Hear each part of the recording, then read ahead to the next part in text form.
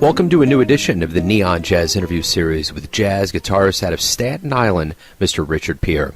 He talked with us about his latest 2019 CD, Classic Jazz Guitar.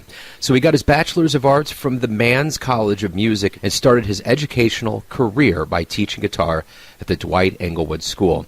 Then he made his debut at New York's Cami Hall. This cat has been called a real find, and he has released 2 CDs, appeared on CTV, and performed with other well-known guitarists. So please get to know him and dig this interview, my friends. Hey, man, thank you for taking a minute out for Neon Jazz today. I appreciate it.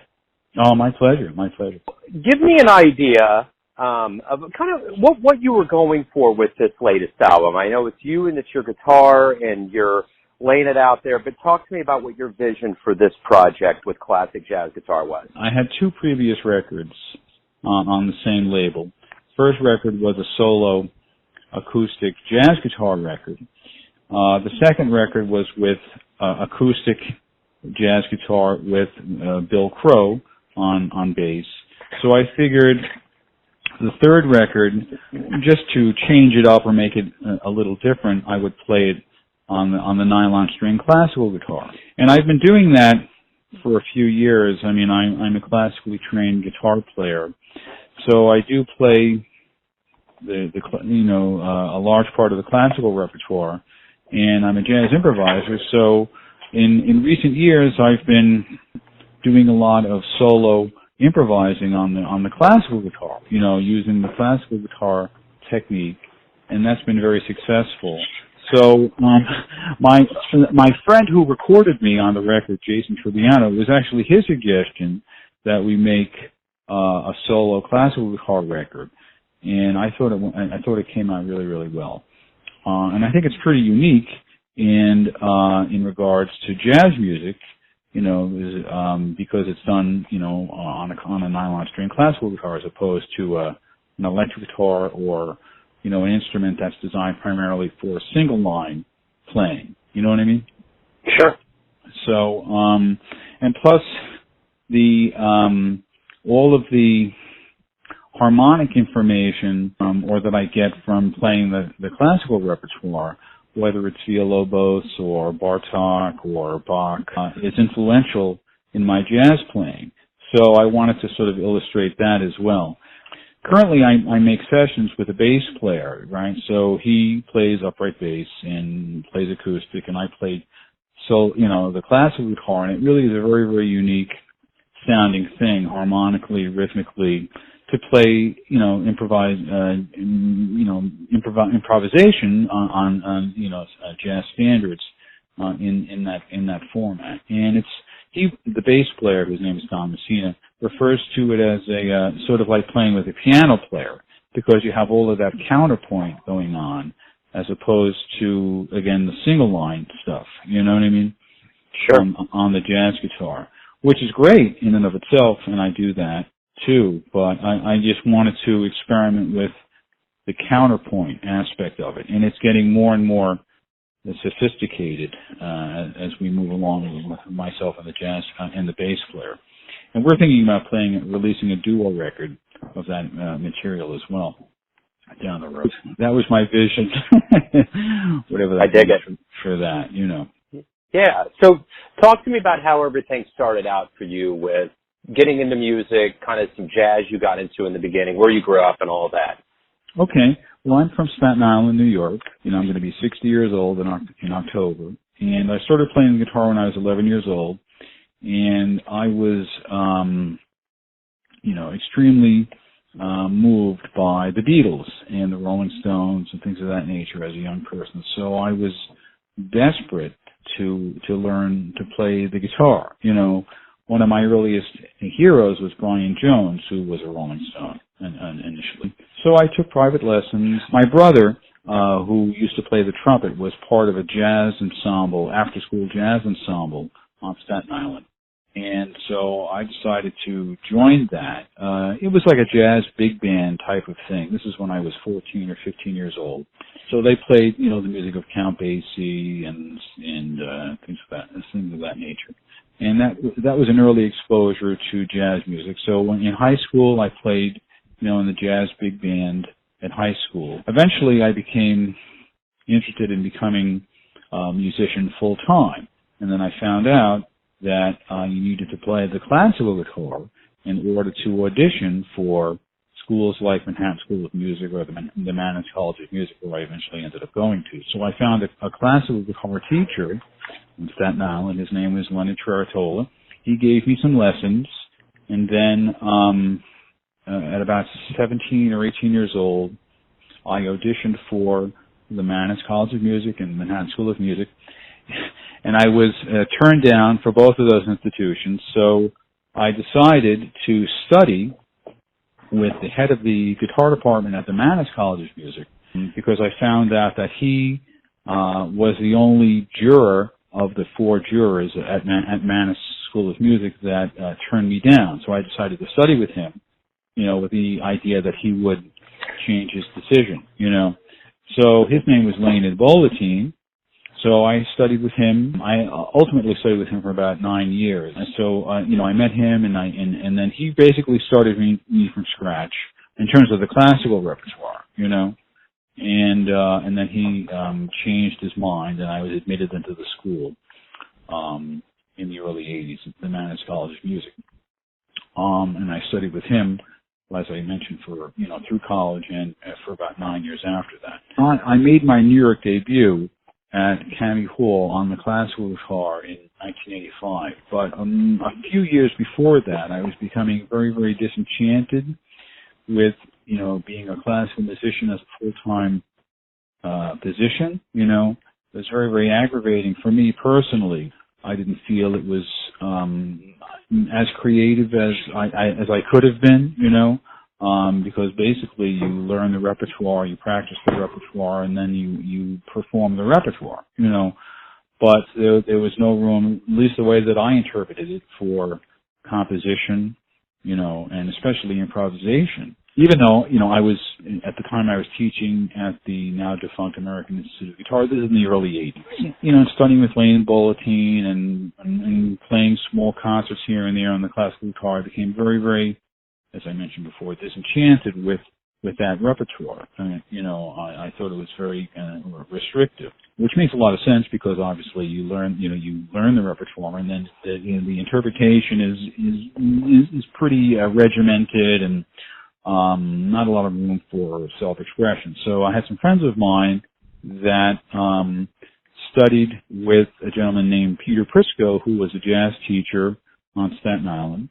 So I met him in the early 80s, and there was a moment when I was studying with Leonid Bolatin and Peter Prisco at the same time, because I was sort of undecided as to what direction I was going to go into, But eventually I decided to, well, actually, what I tell my students is after I made my New York debut, and I played the Bach Chaconne and Frank Martin and Villalobos and some Giuliani. And after that, I'm finished with that. I'm done with playing the classical guitar. In terms of a career. And then I devoted myself to studying jazz music, which I don't regret for a minute. I consider myself a jazz musician. Is performing like a home for you, being on stage, or do you get nervous, or how do you feel about performing? I don't really get nervous anymore. I don't particularly. I get excited. I'm into playing. A lot of my performing is solo guitar, so I'll play in restaurants. My perception of it is that I just do my thing. You know what I mean? And the people. As a matter of fact, I prefer to play in the background because I'm allowed. Well, that's the wrong word, but I do whatever I want to do. I don't go. I don't belong to, let's say, a Bruce Springsteen cover band. Not that there's anything wrong with being in a Bruce Springsteen cover band, but they put me in the corner and I'll play, the music of Monk or Gershwin or Cole Porter. They seem to dig it. The customers that are having their dinner or lunch seem to dig it. And as opposed to common sense would say, you would give the public what they want, but I don't necessarily agree with that perspective. So whenever I have an opportunity to perform, it's as if I was playing in my room by myself, I wouldn't change anything. It's the same, an intellectual, spiritual concept of improvising. A very, very freeing experience. Now, if I was playing on Carnegie Hall stage, I don't know if I would be nervous. If the opportunity comes up, maybe, then maybe I would see, if I was nervous. Absolutely. So tell me this, why do you love jazz?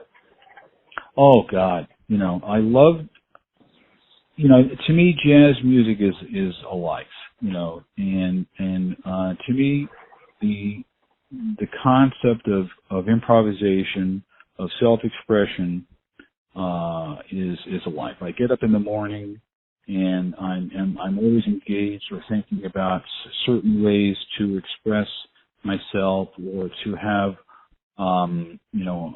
if the playing is like breathing or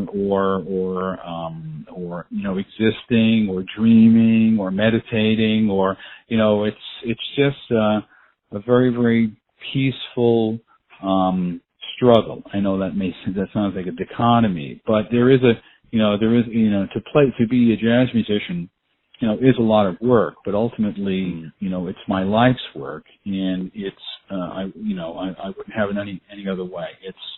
It's just an extremely satisfying, experience on so many levels.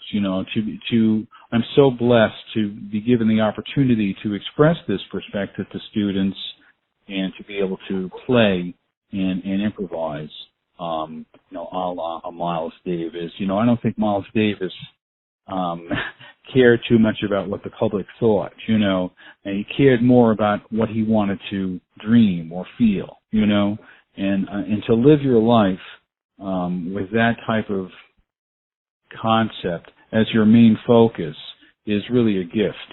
It takes a lot of work. I practice 4 or 5 hours a day trying to learn the repertoire and trying to improvise in a fairly expressive, free way.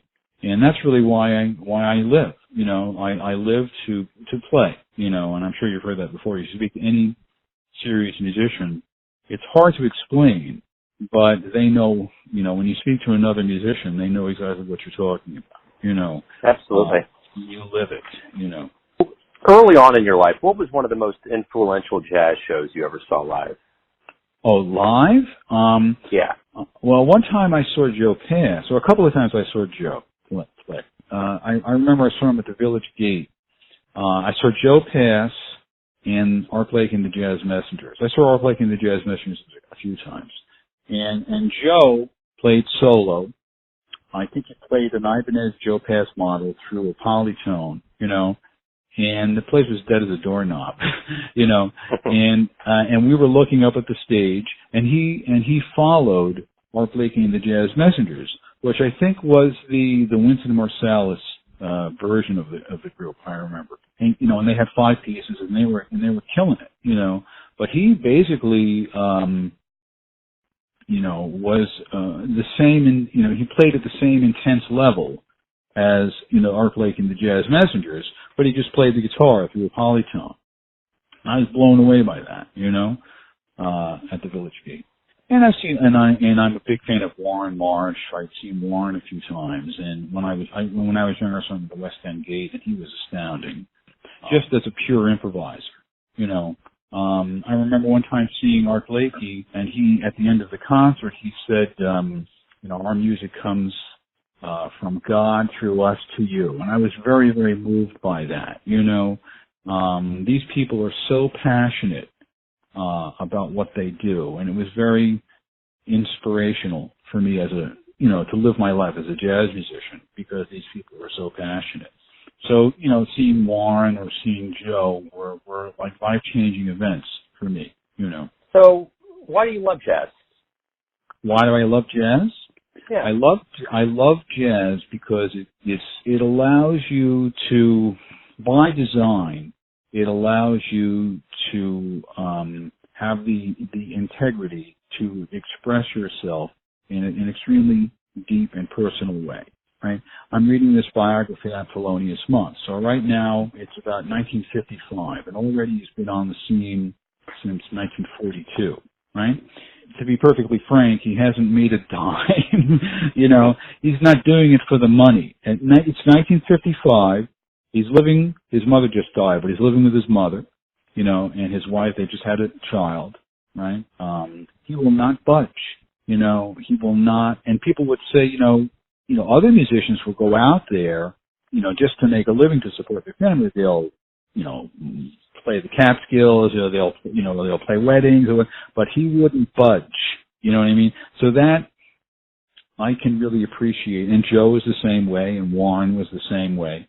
The integrity that these gentlemen had, and that's true for all art. I'm a big fan of Picasso, so Picasso early in his life, couldn't care less, if who bought his paintings, or he same type of thing. He was driven by something to be creative, and that drive is very, very hard to describe. But that's what got me about jazz music, as opposed to the classical music thing. Which I love classical music.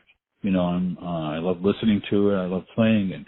But just the drive, the personal need and desire to do it is what got me. You know what I'm saying? As an artist, absolutely, as a creative person, it's very, very hard to put into words. But if you listen to any great artist, they will identify with that personal motivation. The personal agency behind it is very, very profound.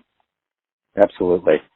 So let me ask you this. Everyone has a version of you, an interpretation of who they think you are. Your family, your friends, your students. Mm-hmm. But you know yourself best. Who do you think you are? Well, I like to think that I have, in terms of teaching, I think my job is to explain the importance to my students of self-expression, self-awareness and self-expression.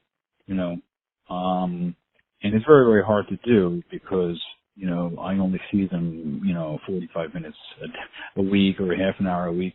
And I think that, I'm doing what I love. I love to teach and I love to play.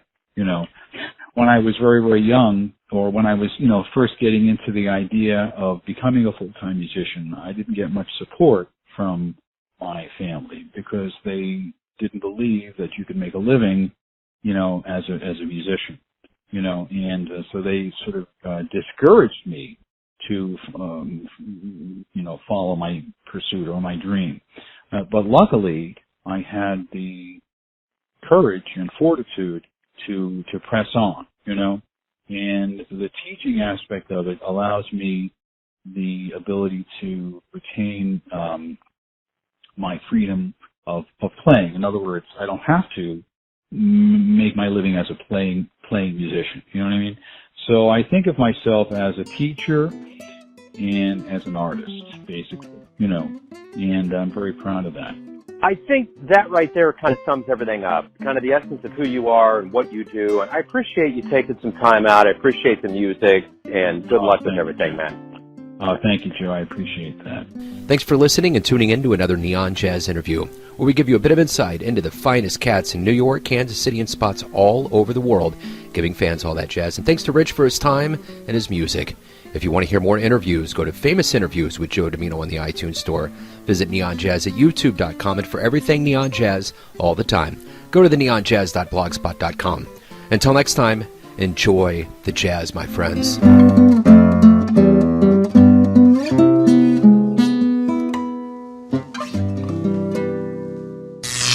Neon Jazz.